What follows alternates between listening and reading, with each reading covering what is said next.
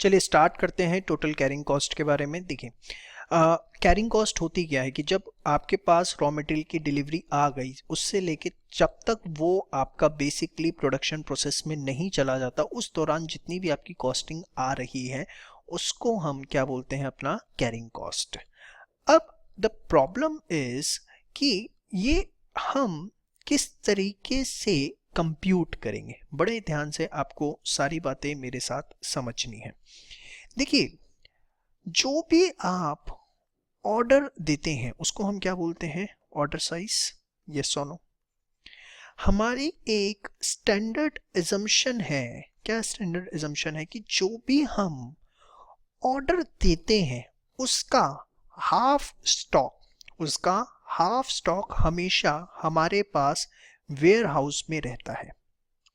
क्या बताया मैंने आपको कि हमारी एक स्टैंडर्ड एजम्पशन है कि जो भी हम ऑर्डर देते हैं, जो भी हमारा ऑर्डर साइज होता है, जैसे इन द लास्ट एग्जांपल मैंने आपको बताया था कि हम एक बार में सपोज 2000 यूनिट्स जो है वो ऑर्डर करते हैं, ठीक है।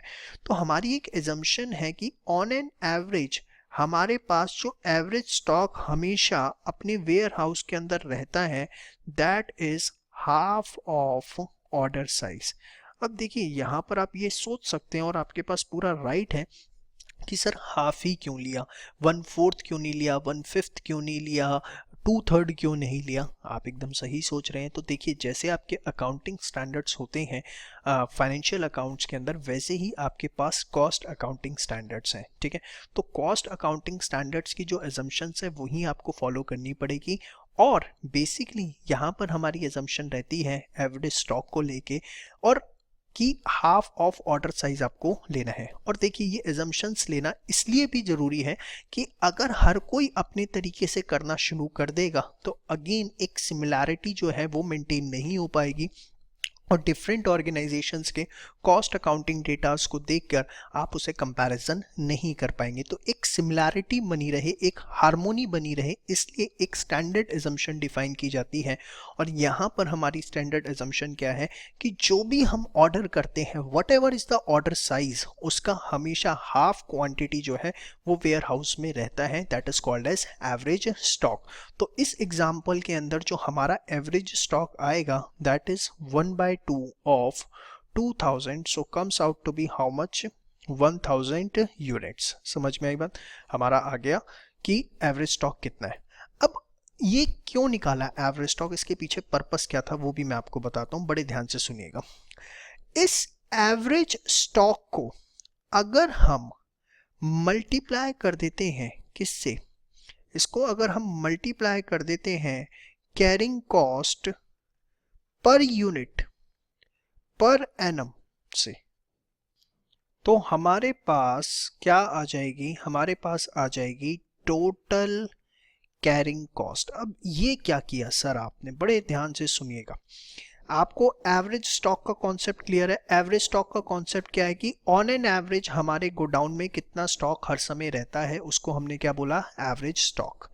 Carrying cost per unit per annum, मतलब अगर एक यूनिट एक साल तक हमारे गोडाउन के अंदर रहती है तो उसकी कैरिंग कॉस्ट कितनी आती है।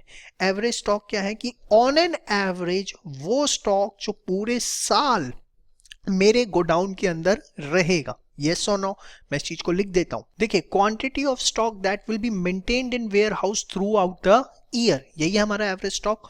और carrying cost per unit per annum क्या है, बड़े देसी सिंपल वर्ड्स के अंदर मैंने आपको लोगों के लिए लिख दिया है कि अगर एक यूनिट को हम एक साल अपने वेयर हाउस में रखते हैं तो उसकी क्या कॉस्ट आती है। एक यूनिट को साल भर वेयर हाउस में रखने की cost, carrying cost per unit, एक यूनिट की कैरिंग कॉस्ट एक साल की। अब ध्यान से समझिए, अगर मुझे ये पता है कि 10 रुपए कॉस्ट आती है एक यूनिट को एक साल तक अगर मैं गोडाउन में रखता हूं, ये हमेशा आपको क्वेश्चन में गिवन होगी, इसमें लेके आपको घबराने की जरूरत नहीं है, ऑलवेज गिवन इन क्वेश्चन, ये हमेशा आपको क्वेश्चन के अंदर गिवन होगा, ठीक है।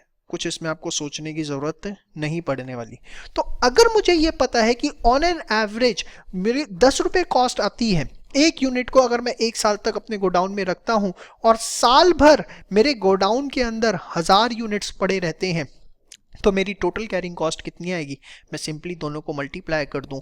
1000 यूनिट्स गोडाउन में हर समय पड़े रहते हैं, एक गोडाउन को एक यूनिट को एक गोडाउन में साल भर रखने की कॉस्ट जो है वो कितनी है? 10 रुपए। 1000 यूनिट्स पड़े रहते हैं तो टोटल कैरिंग कॉस्ट कितनी आएगी? समझ में आया?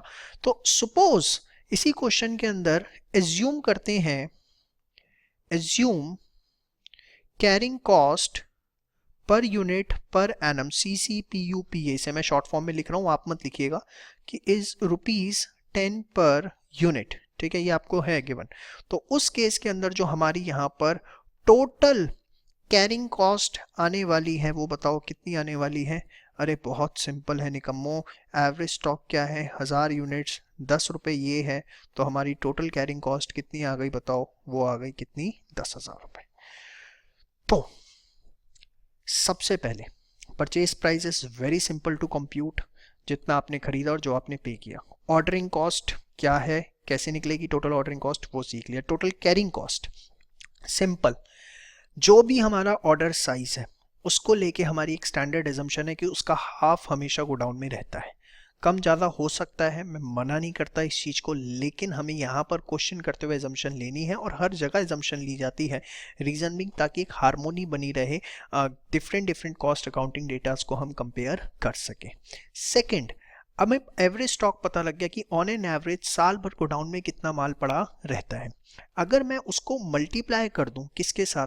Carrying cost per unit per annum से, मतलब एक यूनिट को अगर हम गोडाउन में साल भर तक रखते हैं तो उसकी क्या लागत आती है। अगर इन दोनों को हमने मल्टीप्लाई कर दिया तो हमारे पास अगर 1000 यूनिट्स साल भर गोडाउन में रही और एक यूनिट को रखने की लागत 10 रुपये आई, तो दोनों को मल्टीप्लाई कर दिया तो 10,000 रुपये हमारे पास क्या आया?